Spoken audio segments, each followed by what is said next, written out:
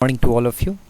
आज की इस वीडियो में मैं आपको बताने वाला हूँ कि किस तरह से आप कंज्यूमर कंप्लेंट जो है ऑनलाइन फ़ाइल कर सकते हैं। किस तरह से आप कंज्यूमर कंप्लेंट को ऑनलाइन फ़ाइल कर सकते हैं घर बैठे, आपको कहीं जाने की ज़रूरत नहीं है। उसके लिए क्या करना होता है, सबसे पहले आपको उसके लिए रजिस्ट्रेशन करना होता है। ठीक है, आपको सबसे पहले रजिस्ट्रेशन करना होगा। तो इस वीडियो में मैं आपको बताऊँगा कि कैसे आप रजिस्ट्रेशन कर सकते हैं किसी भी कंज्यूमर कंप्लेंट को फ़ाइल करने के लिए। ठीक है, तो चलिए वीडियो में आगे बढ़ते हैं और जानते हैं कैसे आप रजिस्ट्रेशन कर सकते हैं। ठीक है, तो कंप्लेंट कोई भी फ़ाइल करना है आपको, सबसे पहले आपको जाना होगा ई-दाखिल के वेबसाइट पे।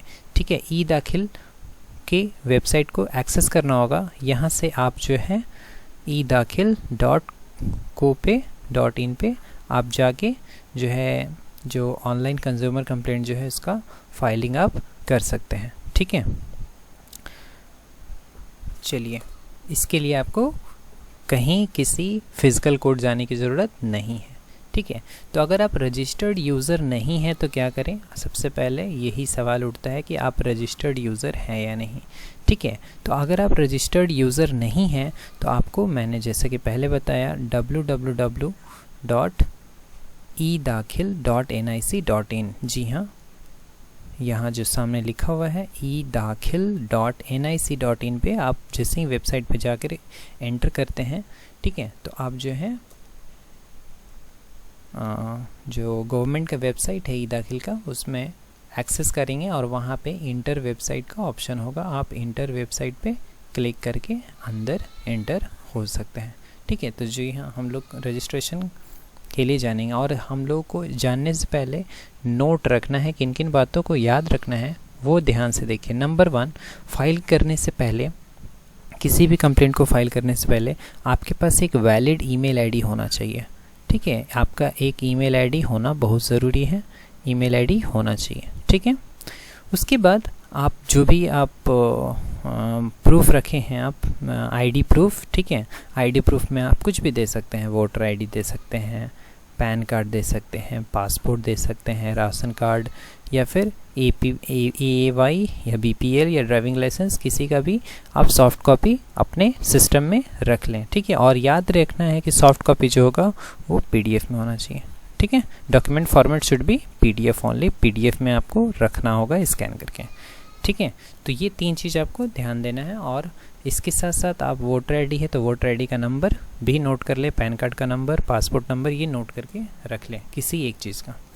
ठीक है, तो कुछ इस तरह से वेबसाइट खुलता है अगर आप edakhil.nic.in पे आप एंटर करते हैं तो। ठीक है, तो आप इंटर वेबसाइट पे यहाँ पे क्लिक करेंगे।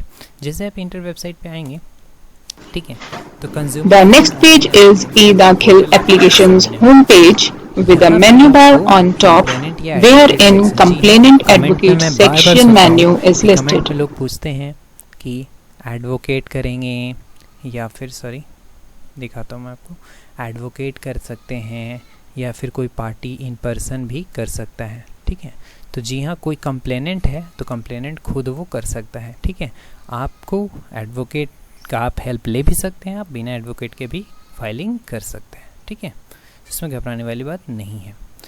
चलिए आगे जाते हैं और समझते हैं बारी बारी से प्रोसेस को। तो आप सबसे पहले यहाँ पे The next page is e-dakhil application's home करते हैं, आप जो है कंज्यूमर ऑनलाइन फॉर्म में रजिस्ट्रेशन पे क्लिक करेंगे, क्योंकि आप लॉगिन नहीं करेंगे, क्योंकि आपके पास रजिस्ट्रेशन करने के लिए आपके पास यूज़र आईडी और पासवर्ड आपके पास नहीं है। ठीक है, तो वही मैं आपको यूज़र आईडी और पासवर्ड बनाना सिखाऊंगा। ठीक है, तो आप क्लिक करेंगे, रजिस्ट्रेशन पे क्लिक कीजिए। ठीक है, रजिस्ट्रेशन पे क्लिक करने के बाद आपको 3 स्टेप पूरा करना होता है। आपको एक ईमेल आईडी तैयार रखना होता है, जैसे कि मैं पहले ही बताया था, आपको एक वैलिड ईमेल आईडी होना चाहिए। ठीक है, और OTP जिस पे आता है एक्सेस करने के लिए। ठीक है, आपके पास मोबाइल नंबर एक रखना है आपको। ठीक है, मोबाइल नंबर विथ फ़ोन के साथ, मतलब आपके पास फ़ोन होना चाहिए।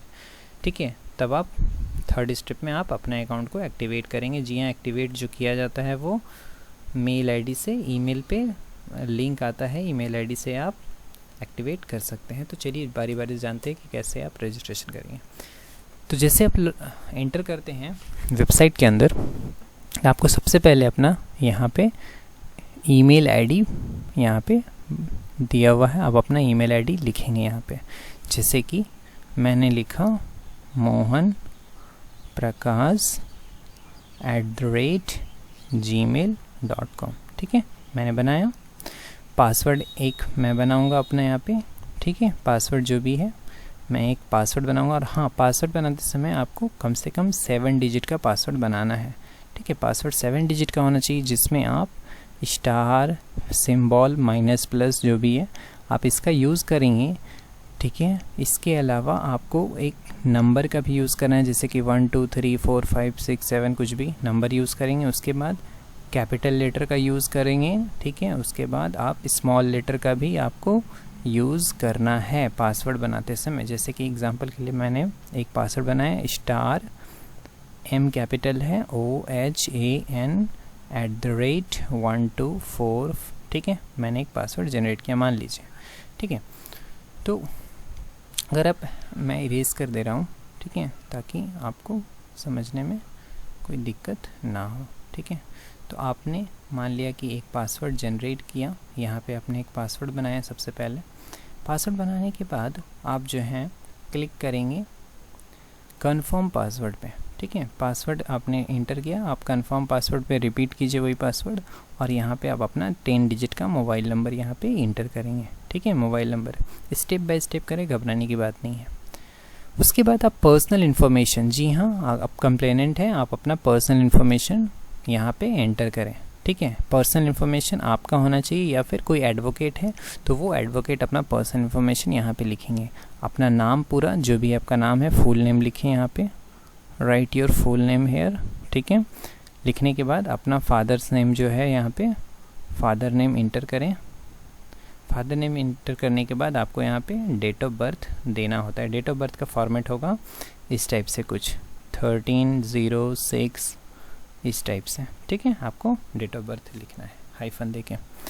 इतना होने के बाद आप थर्ड स्टेप में आइए, यहाँ पे आपको एड्रेस मेंशन करना है, योर एड्रेस। आप अपना एड्रेस यहाँ पे लिखेंगे।